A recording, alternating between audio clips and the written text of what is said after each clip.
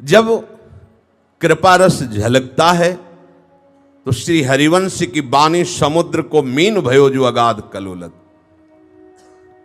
श्रीमद चतुरासी जी क्या अमृत है, ये तो केवल केवल कृपा से ही आप जान सकते हैं।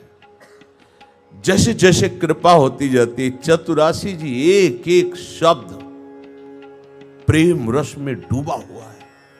अभी आप पढ़ जाओगे, आपको पता भी नहीं चलेगा कि कौन सा पद कहां निकल गया। और जिस दिन कृपा होगी तो आप लड़खड़ा के गिर जाओगे, एक शब्द में गिर जाओ।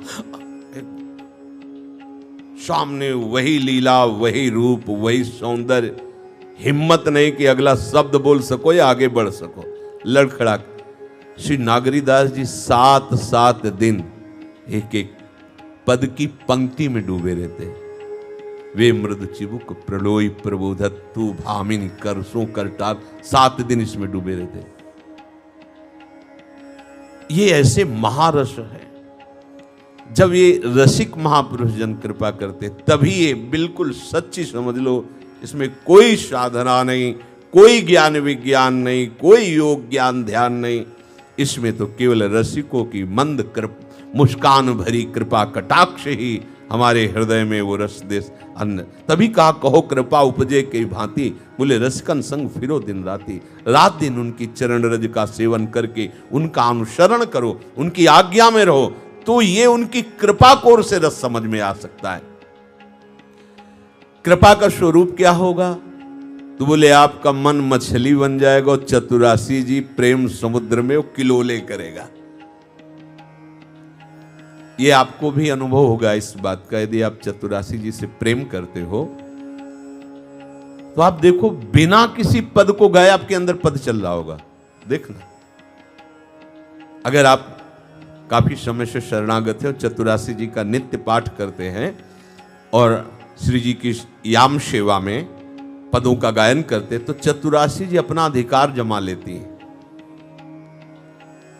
कैसे, उसका तो वर्णन ही नहीं हो सकता। अपने आप पद, कोई ना कोई पद, कोई ना कोई पद, और फिर वो पद ही केवल नहीं चलता, वो पद का जो अंदर छुपा हुआ रस है वो वैसे बस उपासक उसी नशे में बना रहता है। और ये नशा ब्रह्मा जी को भी दुर्लभ है, बड़े बड़े योगिंद्रों मुनिंद्रों के लिए दुर्लभ है। महारानी जी के उस महासौंदर्य जिसमें स्वयं सौंदर्य समुद्र प्रभु डूबे हुए हैं, और उनकी वो मंद मुस्कान, उनकी वो कृपा कटाक्ष, ये योगिंद्रों मुनिंद्रों के लिए दुर्लभ विषय है, जो रसिक महापुरुषों की कृपा कटाक्ष से प्राप्त होता है। जिन्होंने अद्भुत हमें राधा नाम दान किया और किशोरी जी को बस करने वाला मंत्र दिया। जितने भी मंत्र हैं अपने अधिष्ठात्र को वश में करने की सामर्थ्य रखते हैं। मंत्र का बहुत बड़ा प्रभाव होता है। ये जो मंत्र है निज मंत्र, ये जुगल जोरी को अधीन करने वाला मंत्र है। इसी मंत्र की पूरी व्याख्या है श्रीमद चतुरासी जी, और इसी चतुरासी जी की व्याख्या है पूरा 42 लीला। वृंदावन दास चाचा जी ने 1.25 लाख पद लिखे, ये सब इसी की व्याख्या है। समुद्र स्वरूप चतुर, और ये रस समुद्र चतुरासी जी निज मंत्र से, ये निज मंत्र ही भरा हुआ चतुरासी जी में।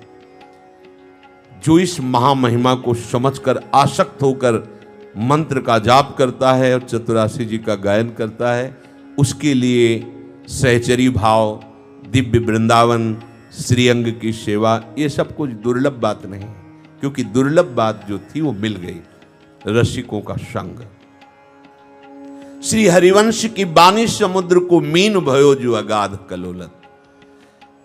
मीन कभी ऊपर उछलती है तो कभी बहुत गहराई में भी जाती है। ऐसे ही मन कभी कभी प्रियालाल की गहराई में डूब जाता है। अभी शरणागति में कमजोरी है इसलिए समझ में नहीं आ रहा। नहीं, अचानक ऐसा नहीं होता कि हम उसका चिंतन कर रहे हैं या संकल्प कर रहे हैं या कोई प्रयास, अचानक जैसे किसी ने मन को पकड़ के से प्रेम समुद्र में फेंक दिया,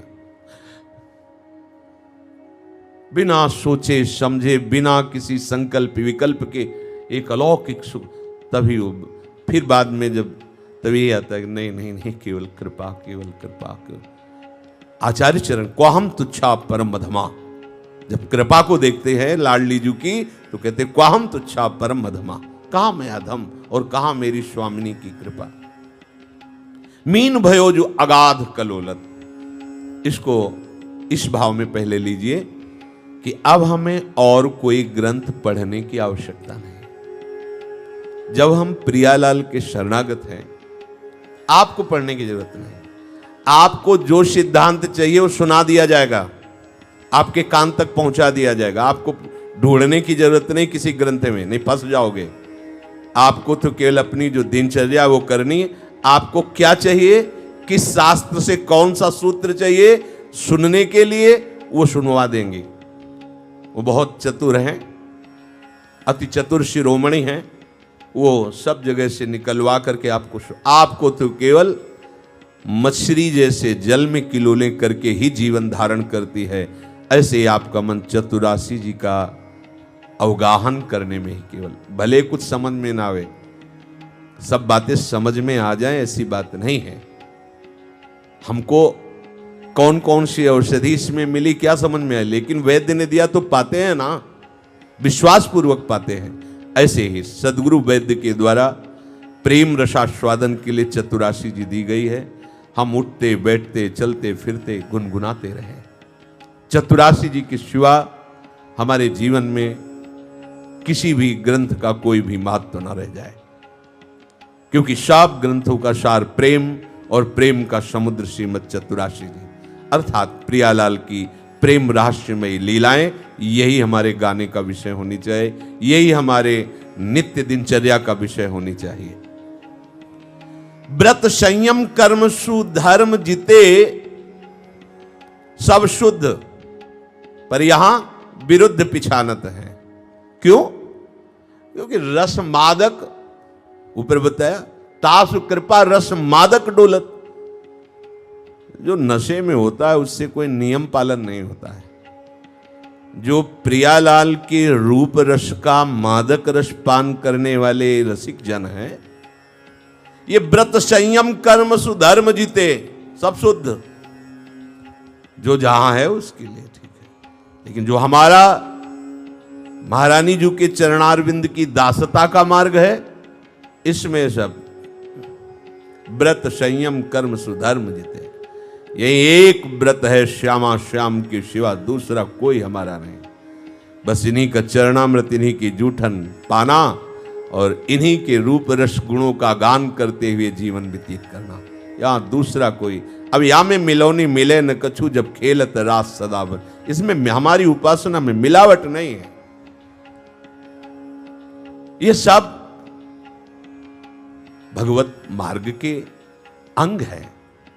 जो व्रत है, संयम है, सात्विक कर्म है, धर्म है। पर जैसे नाव की जरूरत नदी पार करने की होती है, नदी पार करने के बाद कोई लौट करके नाव को माथे पे नहीं धारण करता। ये जो वृंदावन नित्य विहार रस है, ये रसोपासना है। इसमें ये संसार सागर के पार करने वाले जितने भी कर्म धर्म व्रत नियम संयम है, इनकी यहां जरूरत नहीं। यहां उत्कृष्ट व्रत बस एकमात्र श्याम श्यामा श्याम, बस दूसरा कोई नहीं। इन्हीं का नाम, इन्हीं का रूप, इन्हीं की लीला, इन्हीं का गुणगान और इन्हीं की जूठन। उच्छिष्टामृत भुक्तवैव, बस शरीर पोषण होगा तो उच्छिष्ट से होगा, प्रिया प्रीतम की। बस फलाहार अन्न पकवान, इनके यहां शब्दों का प्रयोग नहीं है। प्यारी जू का उच्छिष्ट महाव्रत है। एक एक कवल में करोड़ों करोड़ों व्रतों का फल छुपा हुआ है महारानी जी के उच्च। इसीलिए वृंदावन रस के रसिक महापुरुष बस एक व्रत धारण किए हैं। विधि निषेध नहीं दास, अनन्य उत्कट व्रतधारी। अनन्य उत्कट व्रत एकमात्र श्याम श्यामा का ही उच्छिष्ट, श्याम श्यामा का ही गुणगान, श्याम श्यामा का ही नाम, श्याम श्यामा का ही धाम। हमारा मन वचन कर्म जीवन केवल श्याम श्यामा।